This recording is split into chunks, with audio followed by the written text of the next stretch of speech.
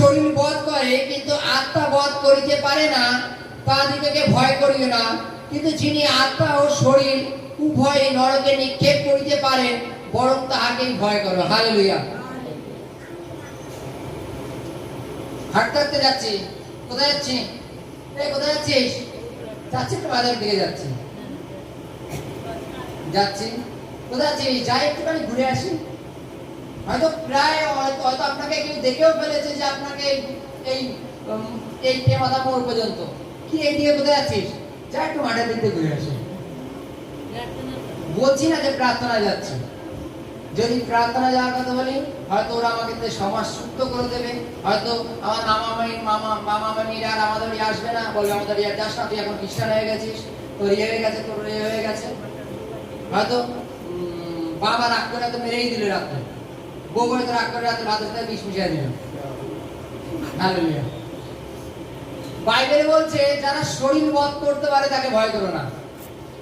বিভিন্ন ক্ষেত্রে যখন তুমি খ্রিস্টের সুসমাচারের জন্য বিভিন্ন জায়গায় যাবা, বা খ্রিস্টের সুসমাচার শুনে যখন তুমি নিজেকে পরিবর্তন করা চালু করেছো, নিজেকে সুস্থ হচ্ছে, এটাও দেখছো, তোমার ওই জায়গাটা স্টপ না, কারণ তোমার জীবনে তাড়না হবে। আর তাড়নাটা কি?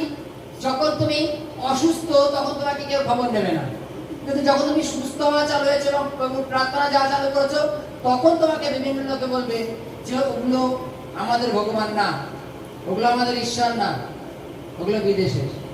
হালেলুয়া। ওগুলো বিদেশের ঈশ্বর, বিদেশের ভগবান। এবং তুই যদি ওখানে যাস তাহলে তোরকে আমরা মারবো বা গ্রাম থেকে তাড়িয়ে দেবো বা বিভিন্ন রকম সমস্যার কথা বলছে। বাইবেলে বলছে, যীশু খ্রিস্ট বলছে যারা শরীর বধ করতে পারে তাদের ভয় করো না, কিন্তু যিনি আমাদের শরীর আর আত্মা দুটোকেই নরকে ফেলতে পারে তাকে ভয় করো। হালেলুয়া। আমরা জগতের লোক কিরূপ জানো? যে বিশেষ করে আমরা জগতের লোক খুব স্বার্থপরতার মধ্যে চলি। ইংলিশে এটাকে সেলফিশ বলা হয়, যে এখন তো সুস্থ হয়নি, পরে দেখা যাবে। ঠিক আছে, প্রার্থনায় যাচ্ছি, মা বাবা তো এখনো তো ভাত খেতে দিচ্ছে, যেদিন বলবে যা ওখানে গেলে কিন্তু আর ভাত খেতে দেবো না, সম্পত্তি ভাগ দেবো না, সেদিন যাবো না, সেদিন যাবো না। তাতে আমরা কি হই? জগতের মা বাবা করার জন্য তারা শরীর বধ করছে, মেরে দিতে পারে তোমাকে, কিন্তু ঈশ্বর তোমার দুটোকেই নরকে ফেলে দিতে পারে না, তাকে ভয় করতে বলছে। দেখো, আমরা প্রতিনিয়ত আমাদের জীবনে একটা লক্ষ্য হওয়া প্রয়োজন যে আমরা যদি ভয় করি তাহলে একমাত্র ঈশ্বর সদাপ্রভুকে ভয় করবো। হালেলুয়া।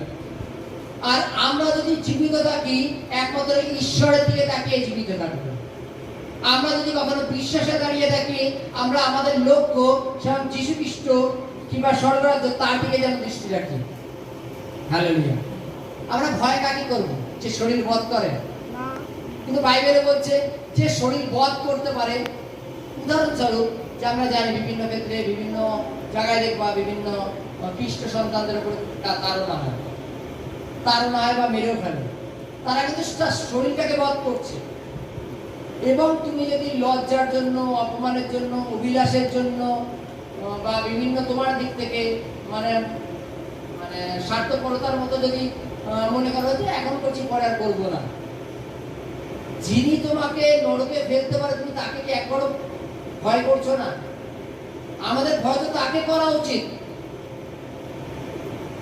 আমাদের ভয় তাকে করা উচিত যিনি আমাদের নরকে ফেলার ক্ষমতা রাখেন।